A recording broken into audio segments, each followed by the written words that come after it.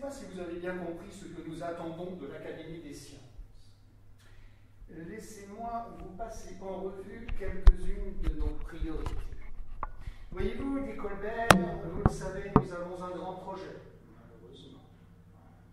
Nous avons cherché à dissuader notre monarque, mais il s'entête à vouloir construire un magnifique palais loin de Paris, une sorte de rendez-vous de chasse dans les forêts loin de Paris, qu'il veut transformer en un gigantesque château, la gloire de son royaume, et il veut y dépenser beaucoup d'argent. Et surtout, il a en projet d'y installer des jets d'eau, de l'eau pour que ce soit magnifique.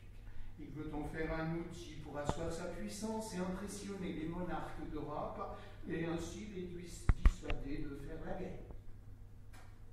De l'eau, voyez-vous, de l'eau, c'est une affaire compliquée car dans cette région de Versailles, de l'eau, il n'y en a guère. Quelques étangs, tout au plus, ça ne suffira pas à alimenter le palais en eau et surtout tous ces jets d'eau. Voyez-vous, votre noble académie doit nous trouver des solutions rapidement pour trouver un moyen d'aborder toute l'eau qu'il faudra au palais de Versailles. C'est l'objectif prioritaire de votre noble académie. J'entends bien, répond Lucas. Il n'y a pas que cela. Vous le savez, je suis le grand intendant du royaume, mais je suis aussi responsable de la marine. Je suis ministre de la marine. Et notre marine me pose de grands soucis. Oh, nous envoyons des bateaux de par le monde pour faire la guerre et pour faire du commerce. Ces bateaux sont très inefficaces. La marine à voile, c'est bien beau, mais ça dépend du vent et de la météo. Les galères, nous en avons, et nous ne manquons pas de galériens, mais je suis très préoccupé, voyez-vous, par les galères. Les galères me semblent être un système totalement inefficace.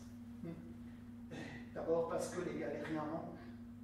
Alors, quand on embarque des galériens sur une galère, il faut aussi embarquer de quoi les faire manger, sinon ils vont mourir, et c'est peine perdue. Cela fait du poids, cela fait du volume en moins sur les galères qui ne servent plus à grand-chose pour le commerce. Les galériens eux-mêmes pèsent un poids. Tout ça n'est pas efficace. Voyez-vous, mes chers maîtres, il nous faudrait un système de propulsion des navires beaucoup plus efficace, sans quoi nous ne développerons jamais notre commerce. Et puis, voyez-vous, notre monarque veut aussi inviter des invités de marque de toute l'Europe, les impressionner en leur offrant des bons plats, des menus comme on n'en a jamais vu, des denrées que l'on n'a jamais vues ici en Europe, et puis des modes de cuisson, des modes de préparation, une nouvelle cuisine en quelque sorte. Ça, notre monarque tient beaucoup à ce que notre noble académie, votre noble académie, dont vous êtes maintenant en quelque sorte le directeur et le responsable, eh bien, trouve aussi des meilleurs moyens de cuisson, et puis d'autres légumes, d'autres façons de les accommoder. Cela fait partie de vos priorités. J'entends bien, répond Lucas. Ben, permettez-moi, Monseigneur, permettez-moi d'attirer votre attention sur la situation de votre peuple. Car voyez-vous, je comprends bien que le roi veuille impressionner par des menus exceptionnels, mais le peuple de France se meurt. Il meurt de faim. Ce n'est peut-être pas très grave, mais quand même, un jour peut-être, il finira par se révolter, voyez-vous. Et je pense que nous avons aussi à trouver des moyens pour donner à manger au peuple. Voyez-vous, Monseigneur,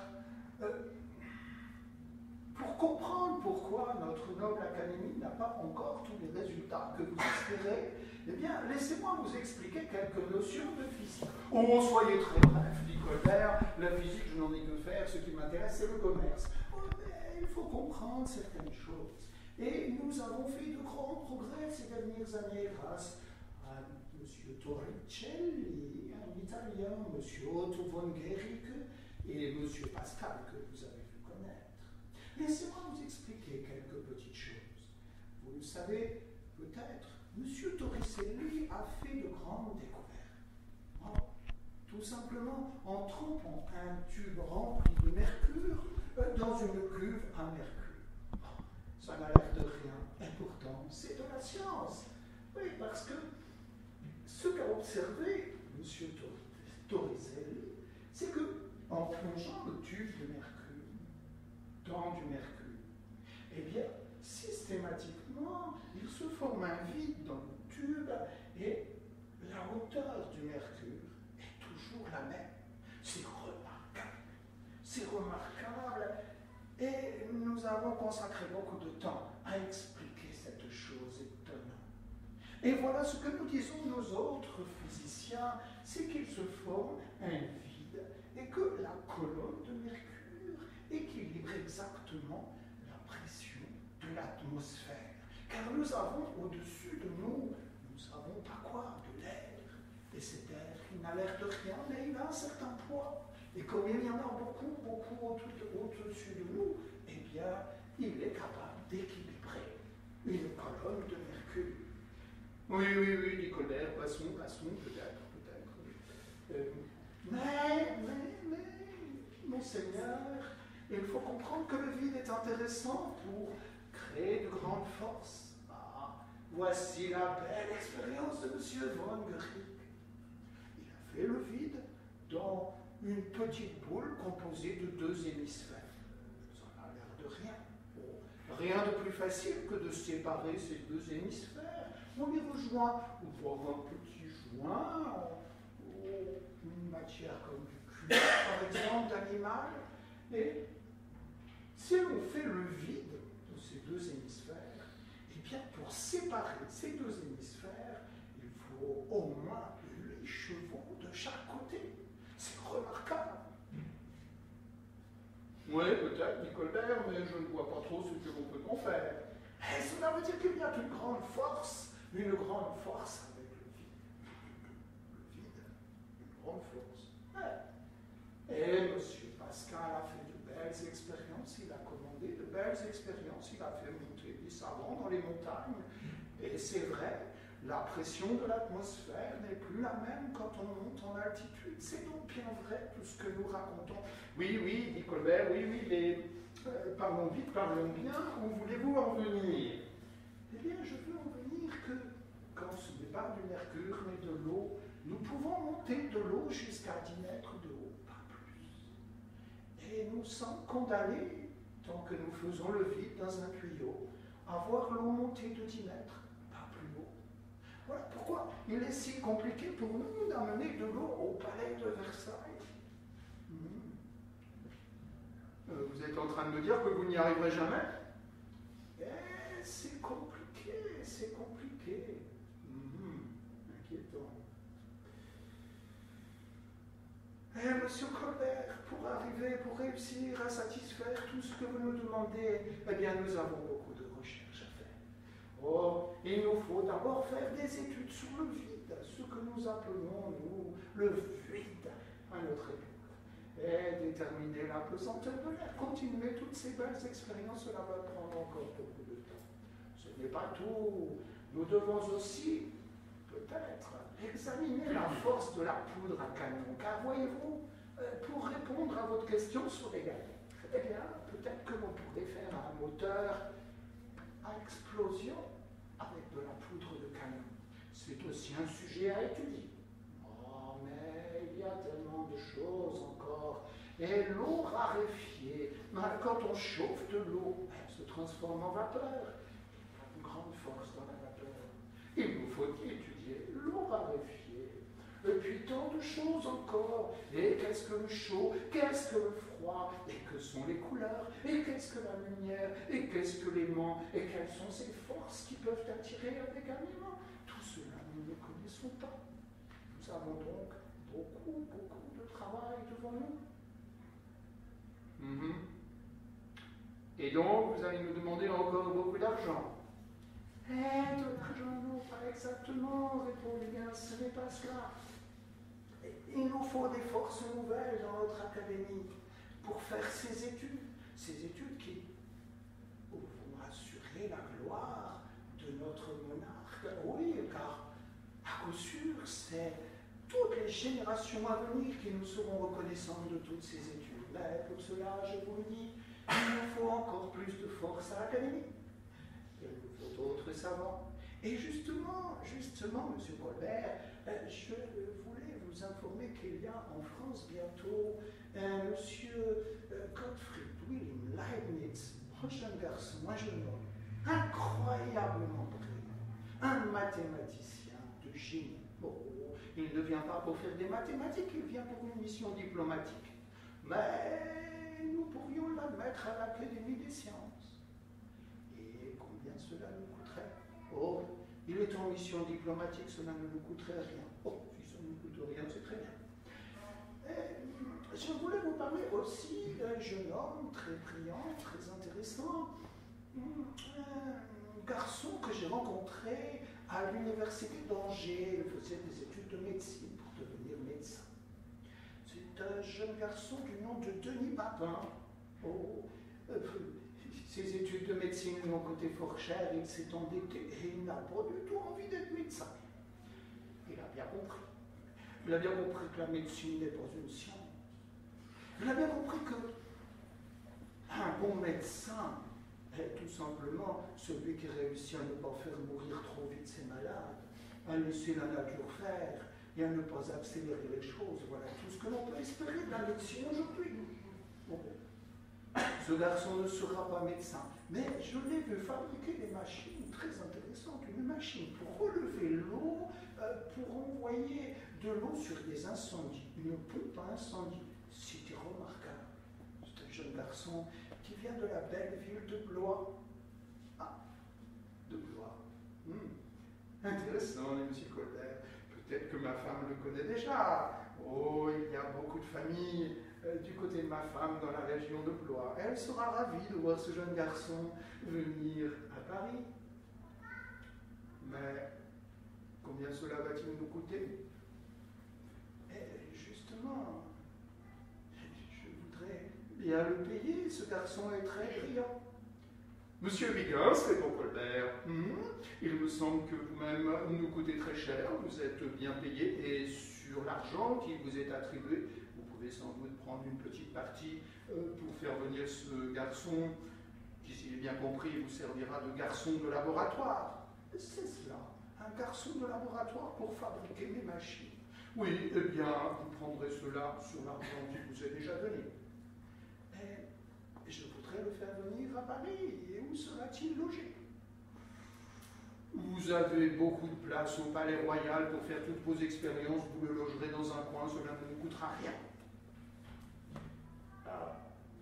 Et il y a une chose aussi que je voulais vous dire, Monseigneur, c'est que ce jeune Denis Papin est de la religion réformée. Vous voulez dire que c'est un adepte de Calvin? Son oncle est pasteur, toute sa famille est protestante. Ah.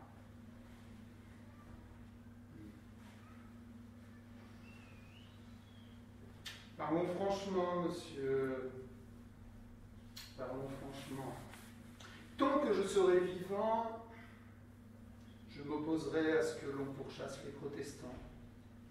Mais, vous le savez, il s'est formé à la cour du roi un parti qui veut éliminer les protestants, qui veut même les chasser de France, et même peut-être un jour remettre en question l'édit de Nantes. Je vous le dis, tant que je serai vivant, vous n'avez rien à craindre, mais ce n'est pas un bon plan, et ce jeune garçon ne fera rien de bon à l'Académie des sciences en France s'il reste protestant. Essayez de le convaincre qu'il vaudrait mieux, pour faire un travail à plus long terme dans notre royaume, qu'il se convertisse. Ce sera difficile. Et ainsi commence l'histoire pour laquelle vous êtes réunis aujourd'hui. L'histoire de ce jeune garçon, ce jeune Denis Papin, qui va quitter sa belle ville de Blois et ses études de médecine pour lesquelles il s'est bien endetté, car à l'époque il fallait payer pour passer les examens et il s'est beaucoup endetté pour passer son diplôme de médecine. Il espère gagner quelques sous, mais c'est pas encore certain. Et il va venir heureux, réjoui, pour un grand voyage jusqu'à la cour du roi. Le début d'une belle carrière, me direz-vous. Le début des ennuis, et rassurez-vous, ce n'est pas fini. Premier voyage, de Blois jusqu'à Paris. Oh, ce n'est pas un très long voyage, 3 jours au plus, en diligence pour aller de Blois à Paris, ça va. Un premier voyage, rassurez-vous, ce n'est pas le dernier. Il arrive à Paris, commence à travailler. Oh, il devient l'ami de Huygens. Mais Huygens lui explique qu'il ne peut pas le payer et que Colbert n'a pas voulu donner d'argent. Et puis il est logé dans un coin du laboratoire dans lequel il va travailler. Finalement, quand on est jeune chercheur, on peut accepter beaucoup de choses. Les choses n'ont pas beaucoup changé. Et il commence à travailler pendant plusieurs années. Et 3 ans après être installé au Palais Royal, à la cour du roi, avec son ami Huygens, le voilà qui écrit un traité sur des expériences qu'il a faites sur le fluide, surtout sur les machines qui servent à faire le fluide. Il faut reconnaître que c'est un mécanicien de génie. Il sait comme pas un construire de ces machines qui, avec des manivelles, permettent de retirer l'air d'un petit tube en verre, par exemple, et qui permettent de faire des expériences sur le vide, c'est-à-dire un espace où l'on a retiré l'air que l'on respire. Il a fait de belles machines qui sont très performantes, qui sont les meilleures que l'on puisse faire à cette époque-là, mais il ne se contente pas de faire des machines. Il étudie aussi toutes les propriétés du vide, comme par exemple, qu'est-ce qui se passe si on laisse une souris dans le vide? La question est intéressante, et la réponse l'est aussi, la souris ne survit pas. Il semblerait donc que l'air que nous respirons soit nécessaire à la vie. Et puis, peut-être que le vide peut permettre de mieux conserver les aliments plus longtemps. Alors on étudie la conservation des aliments, on étudie tout ce que l'on pourrait faire avec le vide. Et puis, ça c'est Huygens qui lui demande étudier le moteur à poudre de canon. Un cylindre dans lequel on fait exploser de la poudre de canon. Sous l'effet de l'explosion, le cylindre remonte. Quand il est arrivé à sa position la plus haute, on enfonce une petite tige pour bloquer le cylindre. Et si on relâche cette petite tige, eh bien, le cylindre retombe, mais il peut entraîner comme ça, par exemple, un poids pour être levé. Il peut faire un travail, il peut servir à quelque chose, ce moteur, premier moteur à explosion, à poudre de canon. Moi, me direz-vous, faire exploser la poudre de canon dans un petit tube métallique, ce n'est pas sans danger. C'est vrai. Et les accidents, c'est pas facile. Mais ces résultats sont présentés à l'Académie des sciences, devant le roi, qui s'intéresse beaucoup aux sciences, et devant Colbert, le grand intendant, ministre de la Marine. C'est bien. Les savants sont impressionnés par ces machines, par la qualité de ces études, le sérieux avec lequel elles sont menées. Mais Colbert et les politiques qui l'entourent ne sont pas très impressionnés. Tout cela coûte cher et, pour tout dire, ne sert à rien. Ce n'est pas avec cela que l'on va monter l'eau au palais de Versailles, ce n'est pas avec cela que l'on va propulser les galères, et ce avec cela que l'on va faire manger le roi, ses invités, le peuple et tout ça. Voilà. Les premiers travaux de Denis Papin sont au format l'accueil. Et puis, il est de la mauvaise religion et il a compris que ce n'est pas à Paris que son avenir sera bien brillant.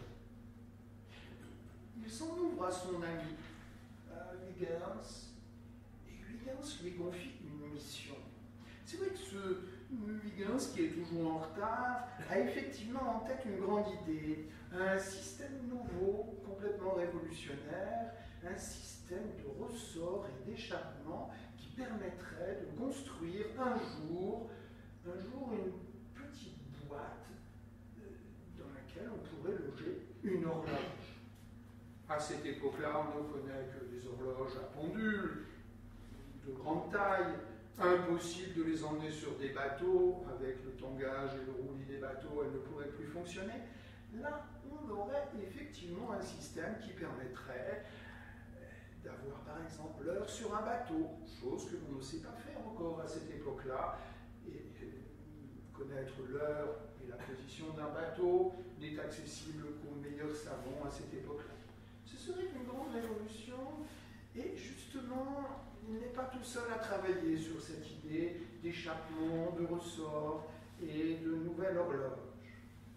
Il a eu vent de quelques travaux qui sont faits par un certain Hooke en Angleterre à l'Académie royale des sciences, le symétrique de l'Académie royale de France, cette fois-ci en Angleterre. Et il propose donc à son jeune ami et à son jeune protégé de partir en mission. On va dire une mission d'espionnage. Essayer de se renseigner sur quel est l'état de l'horlogerie en Angleterre. Cette fois-ci, il va partir dans un pays beaucoup plus accueillant, un pays protestant, anglican, enfin plus arrangeant sur le plan religieux, et peut-être même qu'il va pouvoir y faire une belle carrière. Il s'en va donc à Londres, rencontre avec recommandation de Huygens les membres de l'Académie royale d'Angleterre, et là, le bonheur commence. Il s'en va rencontrer quelques savants éminents comme ce Robert Boyle. Robert Boyle qui a déjà fait lui aussi des études sur le vide, mais Robert Boyle a quelques soucis de santé. Il a la goutte, il ne peut plus travailler dans son laboratoire, il ne peut plus faire ses expériences comme il voudrait, et quand il apprend qu'il a là, dans la personne de ce Denis Papin, un jeune expérimentateur extrêmement brillant, il lui demande de travailler avec lui dans son laboratoire. Et il lui donne un petit peu d'argent, ça c'est bien, il est enfin un peu payé, Denis Papin. Et il construit des machines. Il améliore les machines de Robert Boyle. Tous les deux, dans leur laboratoire, passent de longues heures à essayer d'améliorer les machines qu'avait construites Robert Boyle. Et au bout d'un moment, et sous la demande de Robert Boyle, voilà qu'il écrit un traité étrange sur un sujet bien curieux: comment amollir les os, et comment les faire cuire, et puis surtout, comment retirer d'une viande pas comestible un bouillon, quelque chose qui pourrait peut-être nourrir les indigents, le peuple, peut-être même les galériens sur un bateau, ceux qui naviguent sur des bateaux. Comment s'y prend-il pour amollir les os? Eh bien, cette idée, il est venue en grande partie à partir du moteur, du premier moteur à explosion, ce cylindre. Il le dit lui-même, il a cette fois expérimenté dans un cylindre qui ressemble un petit peu à ce que Huygens lui avait fait construire. Mais ce cylindre, il l'a un petit peu amélioré. Non, déjà, avec de la poudre de canon, les explosions étaient fréquentes et c'était très dangereux. Avec de la vapeur, en faisant chauffer de l'eau jusqu'à ce qu'elle boue, et jusqu'à ce que le cylindre se remplisse de vapeur à haute pression, les risques sont énormes. Le cylindre peut exploser à tout moment. Pour améliorer la sécurité de ce dispositif, dispositif, il a une idée qui lui appartient. Mettre ici un petit tube de métal qui plonge dans le tube principal et qui peut être poussé par la pression. Et si la pression, force de la vapeur augmente trop, eh bien on peut comme ça soulever ce dispositif que l'on appellera bientôt une soupape. Et effectivement, quand l'eau est portée à ébullition, qu'elle peut pousser ce petit tube de métal, au passage, elle peut aussi faire un travail qui consiste à pousser un petit morceau de métal, mais qui pourrait peut-être être utilisé à d'autres choses.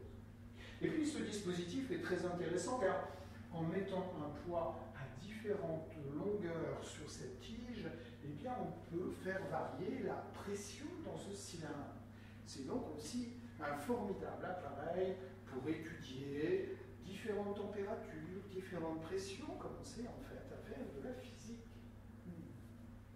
Ce système tout simple de métal, tube en métal, dans un petit tube comme ça, cette soupape de sûreté est un système bien intéressant. Voilà, tout simplement, si la force de la vapeur devient suffisamment importante, elle se soulève, et là on entend un pshhh monumental, et on peut régler la pression grâce à la position de ce poids.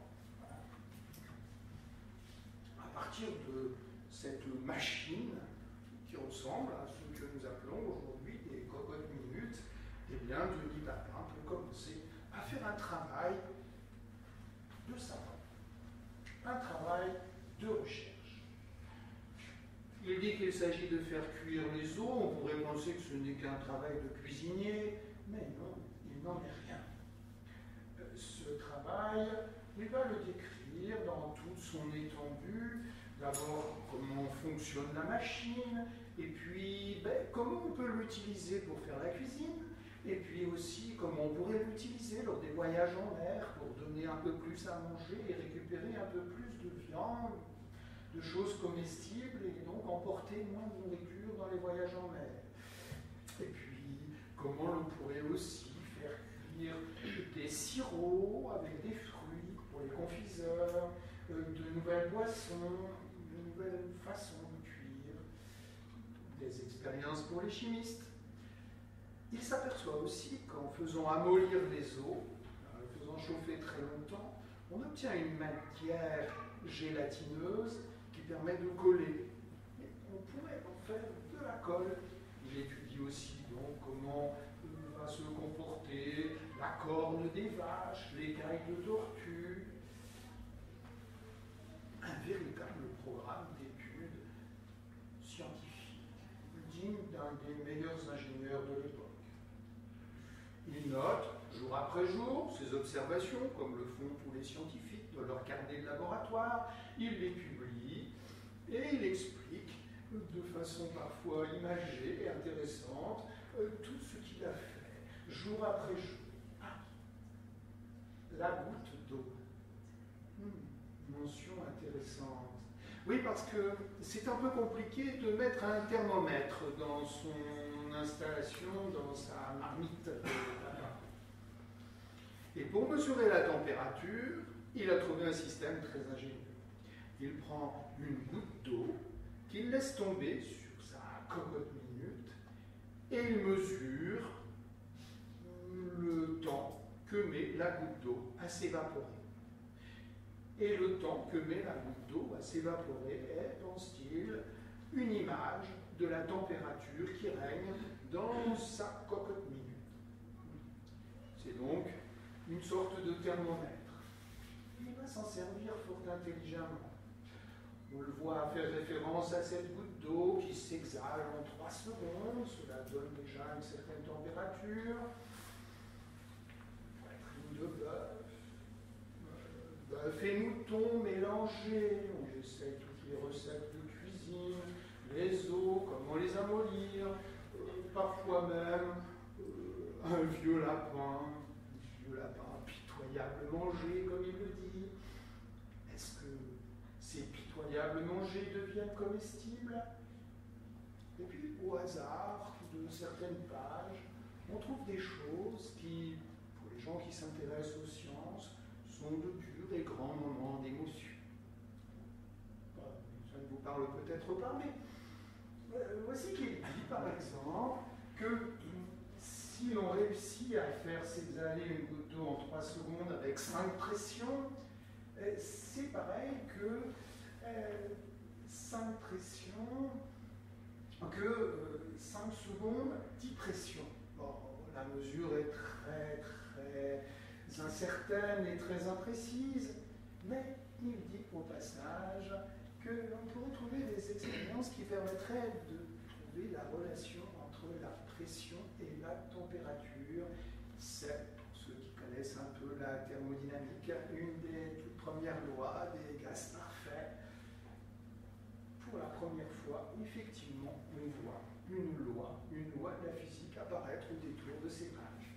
Bon, pour ceux que la physique intéresse, c'est toujours un moment d'émotion. Pour les autres, c'est une anecdote. Il s'aperçoit aussi qu'avec les eaux, on peut effectivement faire à manger pour donner à manger au peuple qui sont contents. On peut aussi faire de l'alcool, on peut faire plein de choses intéressantes. Et du coup, on va pouvoir récupérer les restes des animaux, aller beaucoup plus loin dans cette récupération. Économiquement, c'est très intéressant. On peut donc penser que cette marmite de papin va devenir quelque chose de très répandu, de très utilisé, et qui va beaucoup rapporter à son inventeur. D'abord, il n'est pas très fort pour prendre les bons brevets au bon moment. Ensuite, il n'est pas très fort pour vendre son invention. Et finalement, son invention fait peur, elle fait beaucoup de bruit. Les gens ont peur de ce système un peu curieux. Il n'arrive pas à convaincre, et sa marmite est un échec complet. Lui qui espérait comme ça peut-être gagner un petit peu d'argent et pouvoir rembourser toutes ses dettes, son espoir est rapidement déçu. Une fois de plus. Les choses vont quand même s'améliorer pour lui parce que ces belles expériences lui valent une réputation internationale. Et voilà que le prince Saroti, à Venise, décide de créer lui aussi, c'est à la mode, une nouvelle académie des sciences. Eh bien, qui mieux que ce jeune papin pourrait en être le président et pourrait être chargé de rassembler là quelques savants éminents pour venir à Venise. Venise, la belle ville de Venise. Le prince Saroti, il a beaucoup d'argent, le prince Saroti. Il va pouvoir s'installer à Venise. Voilà enfin un moment heureux. Ça ne va pas durer longtemps. Même pas un an après, la guerre civile éclate à Venise, le prince Saroti est ruiné, plus d'académie. Il faut repartir. Il repart jusqu'à Londres. Il a encore quelques amis, mais ses amis ne sont pas très contents de l'avoir vu partir et faire en quelque sorte concurrence à l'Académie royale des sciences, que ce soit celle de Londres ou celle de Paris, en tentant de créer une nouvelle académie à Venise. Il n'est plus en odeur de sainteté et les choses vont devenir difficiles.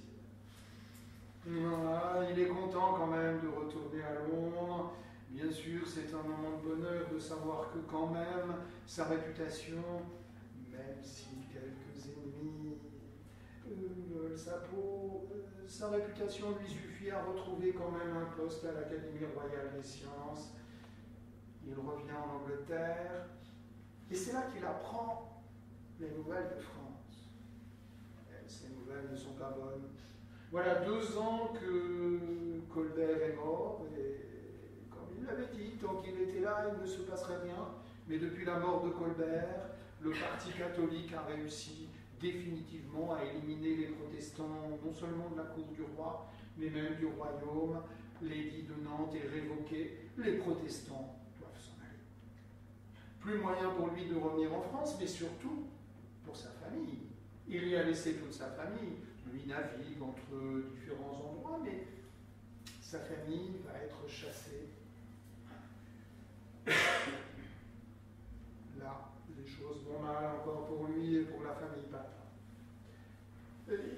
Il est en Angleterre, mais voilà que les choses vont encore plus mal, car le roi d'Angleterre, Jacques II, a la curieuse et fâcheuse idée de se convertir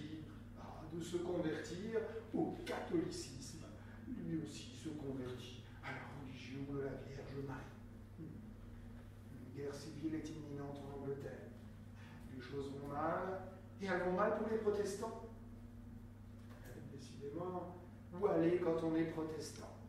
Et puis en même temps, eh bien, on apprend que l'Académie des sciences, l'Académie royale des sciences de France est un peu fait griller sur la question de l'eau, et que d'autres ingénieurs, Renquin Sualem et Arnold de Ville, ont été chargés de la réalisation d'une machine absolument incroyable. La plus grande usine que l'on ait jamais construite au monde à cette époque-là. La machine de Marly. Une machine véritablement diabolique. Tout un ensemble de roues chargées de monter l'eau à la force de pistons mus par l'énergie de la Seine jusque dans les collines au-dessus de Marly. Loin de la limitation à 10 mètres de haut, il suffit de pousser l'eau. Il suffit de pousser l'eau dans de grandes canalisations, et avec la force de ces pistons entraînés par des roues, on peut réussir à faire monter l'eau assez haut. Ah oui, bien sûr. On peut tenter, mais à cette époque-là, on ne sait pas construire des canalisations qui vont résister à ces pressions. Elles lâchent les unes après les autres, provoquant des inondations, et puis la machine elle-même, trop compliquée, des dizaines d'ouvriers blessés chaque jour par des éclatements des roues, la machine ne fonctionne pas. Ça, c'est plutôt une bonne nouvelle pour Denis Papin, qui ne perd pas l'espoir de trouver un système de relevage de l'eau qui marche mieux que cette machine.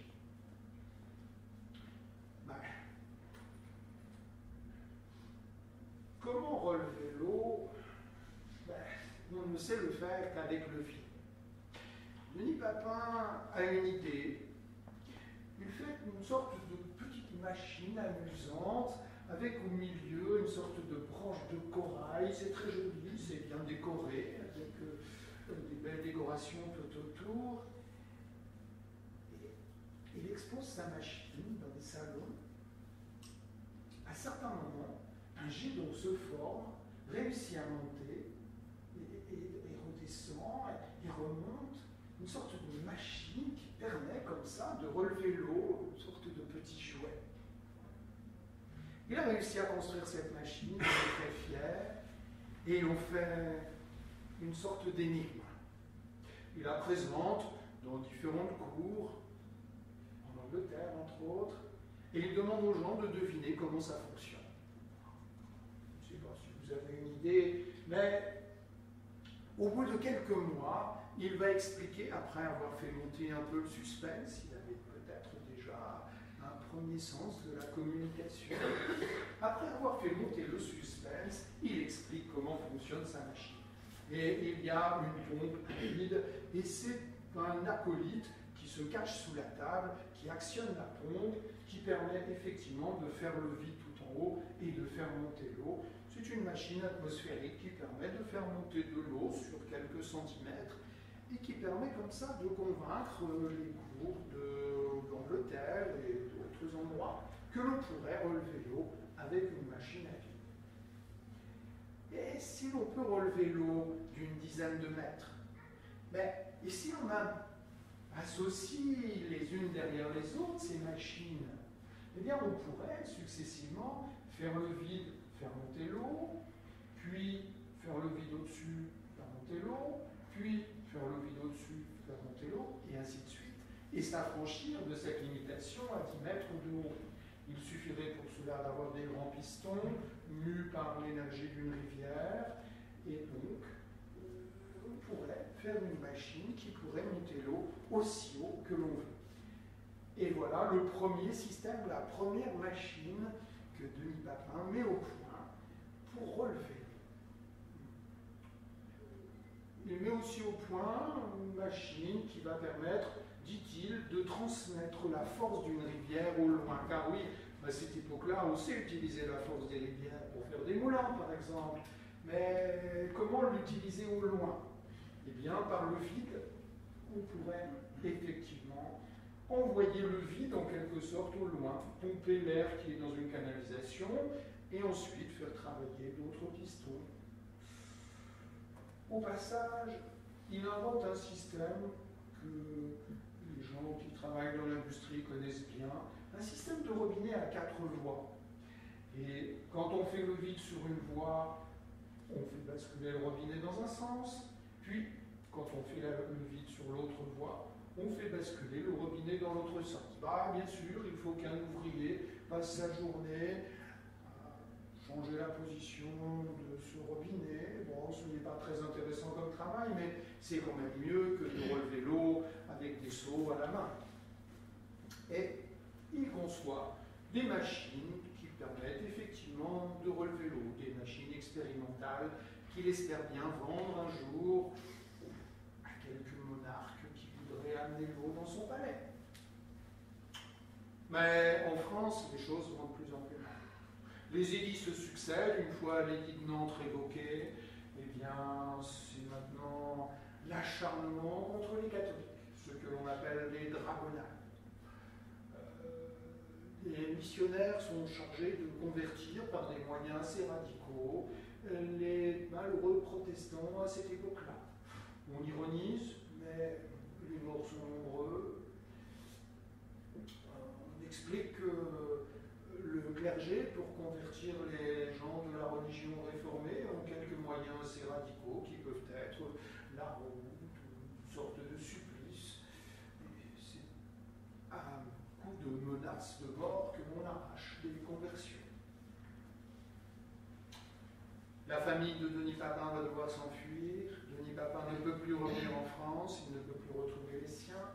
Mais quand même, une bonne nouvelle lui arrive. C'est que Charles Ier de Hesse-Kassel, landgrave de la région, lui invite les protestants de France à venir s'installer chez lui. Il a bien compris que ces gens avaient quelque argent, quelques savoirs et quelques savoir-faire, et qu'il était fort intéressant pour sa région de recueillir ces protestants pour chasser par la France. Il invite donc aussi la famille de Denis Papin à s'installer dans cette région de Kassel, ce que nous appelons aujourd'hui l'Allemagne, mais qui est à l'époque une région autonome, la région gérée par ce landgrave. Voilà, c'est bien.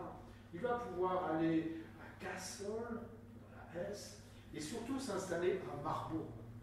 On lui propose un poste de professeur de mathématiques. C'est pas très payé, le professeur de mathématiques de 3 mètres est payé à cette époque-là, et c'est un travail. Bon. Le peu d'argent qu'il va gagner, il va essayer de le consacrer à des machines. À ces machines pour relever l'eau, qu'il espère un jour vendre, par exemple au landgrave de Hesse-Kassel, qui aimerait bien avoir l'eau dans son château.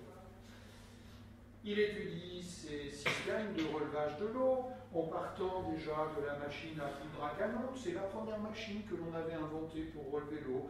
Il suffit de faire exploser de la poudre, et quand la poudre explose, eh bien, elle chasse l'eau et elle peut permettre de relever l'eau. Puis ensuite, eh bien, le vide se fait dans ces caissons où on a fait exploser, et par le vide, l'eau peut aussi remonter, et donc on peut avoir une machine pour relever l'eau, mais avec de la poudre à canon, c'est assez dangereux. Denis Papin continue à étudier ce moteur à poudre de canon de Huygens, il l'améliore, il continue ses études dessus, avec l'espoir de voir un jour une machine à poudre à canon, un moteur à explosion, pour relever l'eau. Ça ne marche pas très bien. Il étudie toutes ces machines, écrit un grand traité sur ces machines, essaye d'inventer des machines, toutes sortes de machines. comme la guerre menace en Europe, il lui vient l'idée de s'intéresser à une idée, un sous-marin, une sorte de grand cylindre que l'on pourrait plonger dans une rivière, qui permettrait d'aller au fond de la rivière se cacher, et comme ça permettre à un homme de sortir et d'aller poser des explosifs sur des bateaux. Pourquoi pas? Il étudie donc à grands frais l'ancêtre du sous-marin. Il en explique tout le système, comment arriver à alimenter en air ce sous-marin, à puiser l'air à l'extérieur, à alimenter le sous-marin en air pour que les gens ne meurent pas.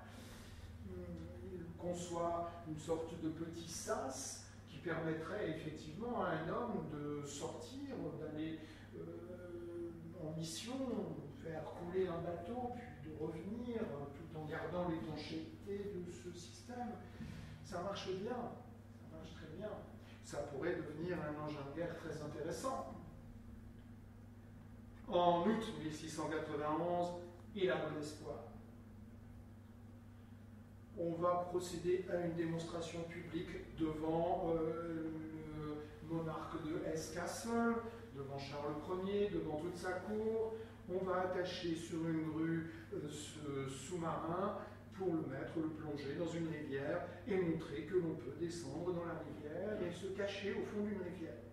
Seulement, la grue n'est pas assez solide et le sous-marin tombe à l'eau un peu trop vite. Quand il tombe dans la rivière, cassé en des morceaux, certains rigolent. Denis Papin, non, pas trop, parce que ce sont toutes ces économies qui sont parties à l'eau. Une fois de plus, les choses vont mal pour lui. Il espère quand même vendre un système pour relever l'eau,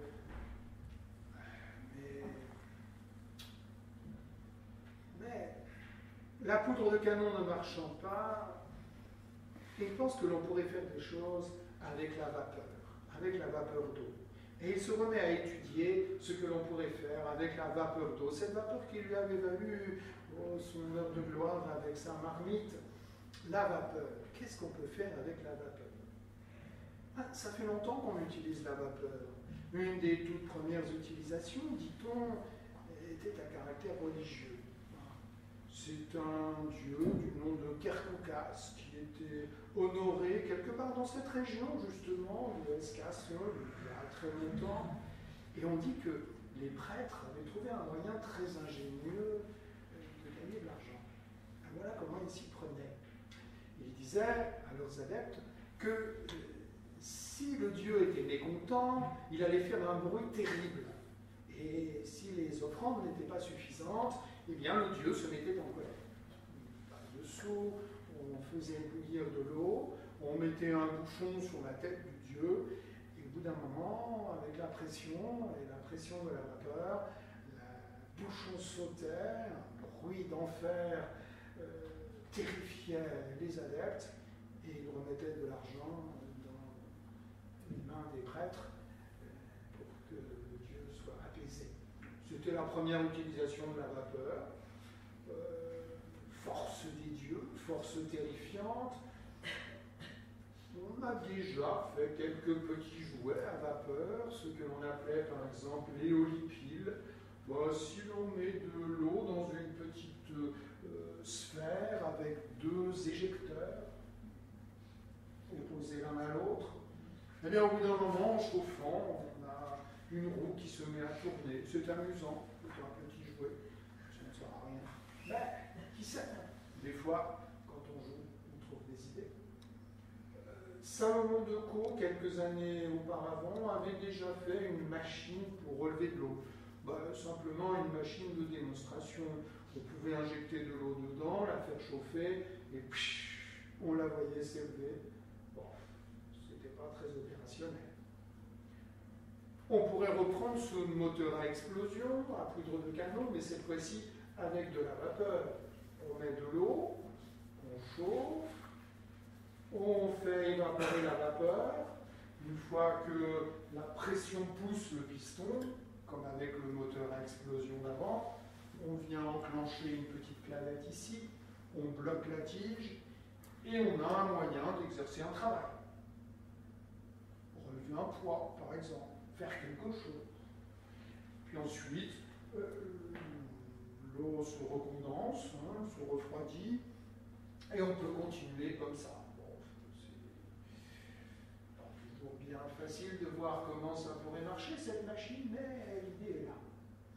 Et il écrit un traité sur la nouvelle manière de relever l'eau à la force du feu, mise en lumière par le docteur Papin, professeur en médecine et aussi professeur de mathématiques à Narbonne. À partir de là, il y croit vraiment. Il y croit vraiment et il pense qu'il va pouvoir relever l'eau pour le Landgrave de Westcastle, qui lui laisse entendre que peut-être il pourrait s'intéresser effectivement à une machine comme ça, à vapeur. Et il conçoit cette première machine à vapeur avec un réservoir d'eau. On chauffe, on fait monter la pression, la vapeur vient pousser un piston, plus de l'eau, et relève de l'eau dans une sorte de cage. Et ainsi, on peut faire tomber cette eau sur une roue, et la roue peut entraîner ce que l'on veut. On peut ainsi faire travailler l'eau grâce à cette machine à vapeur. Et puis, quand le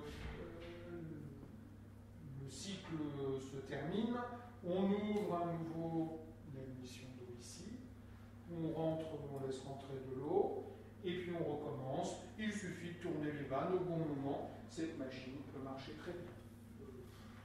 Sauf que des canalisations qui réussissent à tenir ces pressions, on ne sait pas encore les fabriquer. Et au bout de quelques temps, on s'aperçoit qu'elles se cassent systématiquement, provoquant une inondation fort désagréable. La machine ne marche pas très bien. Les premiers essais ne sont pas extrêmement concluants, et voilà que l'hiver arrive. Il faut laisser la machine dans l'eau, dans la rivière, elle est prise par les glaces, puis le printemps revient, les glaces fondent, et quand les glaces fondent de la machine, il ne reste plus grand-chose. Tout est cassé. Une fois de plus, Denis Papin est ruiné.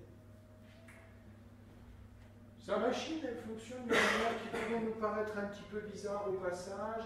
Il explique lui-même, l'eau ne coûte rien.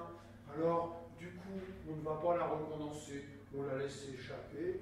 C'est une vision assez étonnante et très éloignée de ce que nous appelons aujourd'hui le développement durable. On en était loin à cette époque-là.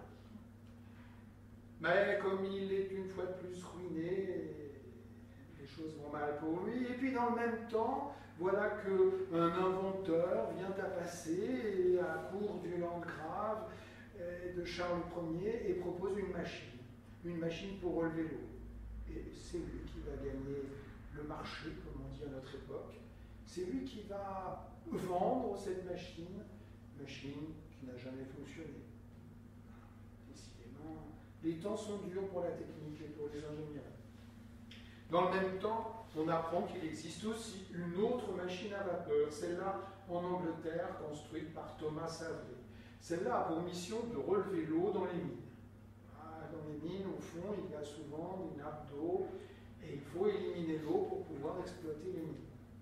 Il a conçu, lui aussi, une machine qui ne fonctionne pas aussi bien et pas aussi intelligemment que celle de Papin, mais qui fonctionne pour relever l'eau dans les mines. C'est un concurrent de Denis Papin, qui fait lui aussi beaucoup de bruit. Une question se pose, bien sûr. Bon, vous l'avez déjà posée, j'en suis sûr. On pourrait imaginer une voiture qui marcherait à la vapeur. Tiens, pourquoi Denis Papin ne pense-t-il pas à une voiture automobile qui pourrait marcher à la vapeur? C'est vrai, après tout, c'est une idée. Denis Papin l'explique lui-même dans son traité sur les machines. On pourrait, oui, peut-être imaginer un jour une machine qui soit capable de rouler sur une route, mais à quoi cela servirait-il? Vous imaginez traverser le royaume de France par des routes pleines de cailloux, pleines de bosses, comme ça, par une machine qui pourrait rouler toute seule. Ça n'a pas de sens. Il l'explique dans son traité, une automobile à vapeur n'aurait absolument aucun sens, et il abandonne toute idée de recherche sur ce sujet. Par contre, un bateau à vapeur, oui, sur une rivière, on pourrait faire marcher un bateau à vapeur, bien sûr. Pendant ce temps-là, les nouvelles ne sont pas très bonnes. L'Europe est en guerre. La guerre de succession en Espagne est enclenchée entre la France et l'Autriche. Mais, par le jeu des alliances, tous les petits pays européens se placent d'un côté, de l'autre. Le roi de France propage la guerre partout. Et la Hesse-Cassel rentre en guerre. Le landgrave doit y dépenser toutes ses économies, lui aussi. Tout l'argent va être consacré à cette guerre. La guerre est partout. La guerre dévaste tout. L'Europe est à feu et à sang. Des villes sont pillées, massacrées, brûlées. Et la Hesse-Cassel n'échappe pas à cette guerre. Plus question pour le landgrave de payer un inventeur à imaginer des machines qui serviraient à relever l'eau, bien sûr. Les temps sont vraiment durs, il n'est même plus payé, alors il songe à s'en aller. Il essaye quand même de trouver quelques idées pour participer à l'effort de guerre. Tiens, peut-être qu'un lance-grenade à vapeur, ça pourrait se vendre en temps de guerre. Il imagine un lance-grenade à vapeur, mais les militaires ne croient pas à cet engin-là et même en ont très peur. Ils pensent qu'il risque plus d'exploser avec la vapeur qu'avec le lance-grenade, enfin qu'avec les grenades.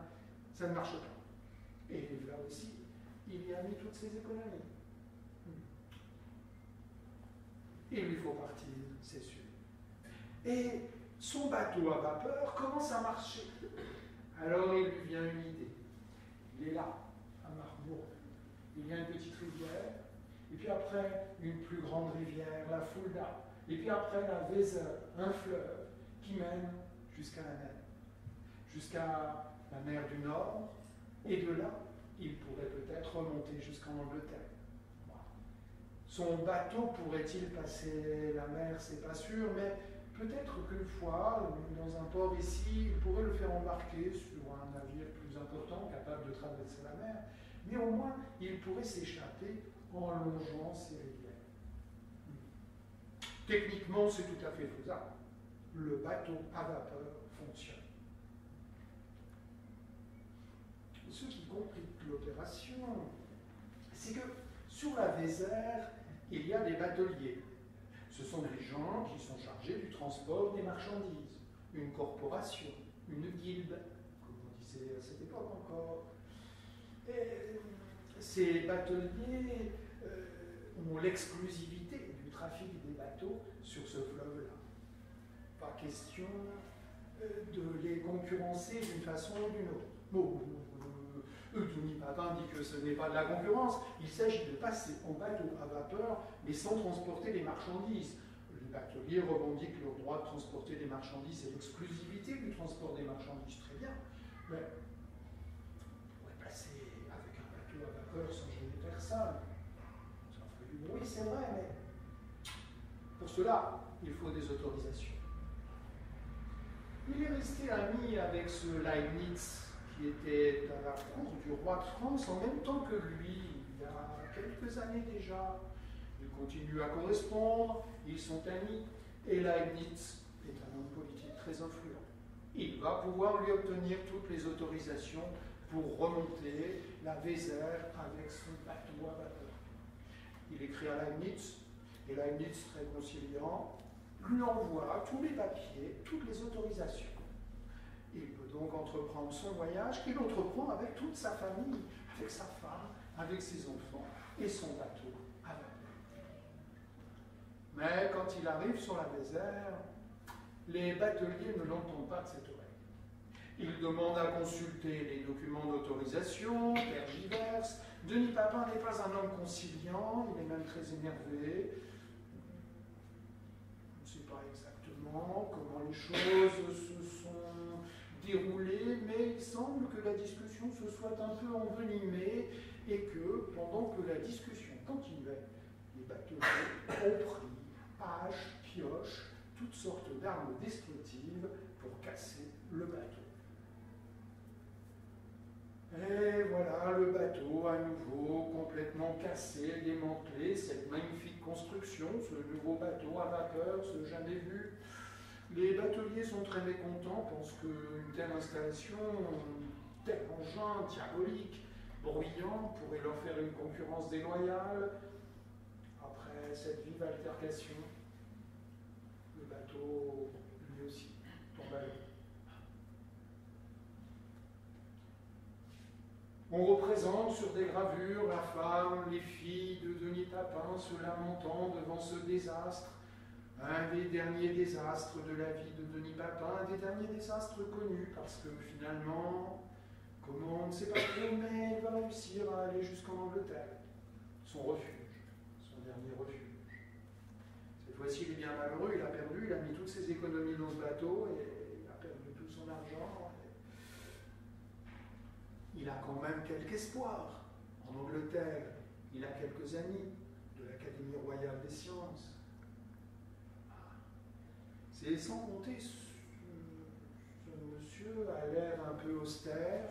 Il a l'air un peu austère, mais il l'est, ce Sir Isaac Newton, le nouveau président de l'Académie royale des sciences. Ce n'est pas un homme commode, ce n'est pas un homme facile, et c'est surtout un grand ennemi de M. Leibniz, le protecteur de Denis Papin. Décidément, il choisit bien mal ses protecteurs, et quand Isaac Newton apprend que ce Denis Papin revient en Angleterre, pas question de la mettre dans l'Académie des sciences, il n'a nulle part où aller. Qu'est-ce que devient Denis Papin? Certains le représentent vieillissant dans l'obscurité, dans l'oubli. On ne sait pas ce qu'il devient. Il a dû mourir, comme tout le monde, mais on ne sait pas où, on ne sait pas quand, on ne sait pas comment, on ne sait même pas s'il est enterré quelque part. Ainsi se termine la vie de cet inventeur qui finalement a été une vie de misère, une vie de galère, dirait-on aujourd'hui.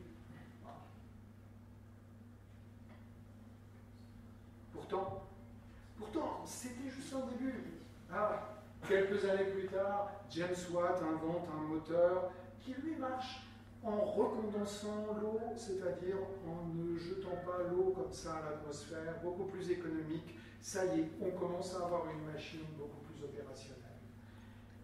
Et c'est qu'un début, voilà les bateaux à vapeur qui commencent petit à petit à envahir les fleuves, les grands fleuves, et puis les étangs, les lacs, et puis quelques années plus tard, enfin un petit peu plus tard quand même, les grandes locomotives à vapeur, la vapeur est partout. Et au XIXe siècle, la vapeur, c'est le moyen de remplacer le muscle, l'énergie humaine. La vapeur est partout, la vapeur est l'espoir de tous. La vapeur, qui est-ce qui a inventé les moteurs à vapeur? Brutalement, en France, on se dit, mais c'est nous, les Français. Oui, Denis Papin était français. Et voilà qu'en 1800, dans les années 1880, en plein nationalisme, après la guerre de 70, on dit mais ce ne sont pas les Anglais, ce ne sont pas les Allemands, ce sont les Français qui ont inventé la machine à vapeur. Et voici que commence une nouvelle vie pour Denis Papin. Une vie glorieuse. Cette fois-ci, on fait de lui, à la fin du XIXe siècle, un grand savant, illustre savant français. Et on cherche un peu partout dans tous ses travaux, ses heures de gloire. Savant français, peut-être savant européen, mais qui a voyagé de Angleterre, Italie, Allemagne, peut-être un des premiers vraiment grands savants européens. Une chose est sûre, une vie bien triste, une vie de misère, une vie de souffrance, au service de l'invention, au service aussi d'un rêve, d'un grand rêve, celui de permettre à l'espèce humaine de ne plus travailler un jour.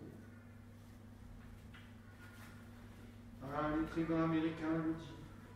Le monde doit ses grandes réalisations aux rêveurs. Tout a commencé par un rêve et tout ce que nous connaissons aujourd'hui, d'abord, quelqu'un l'a rêvé.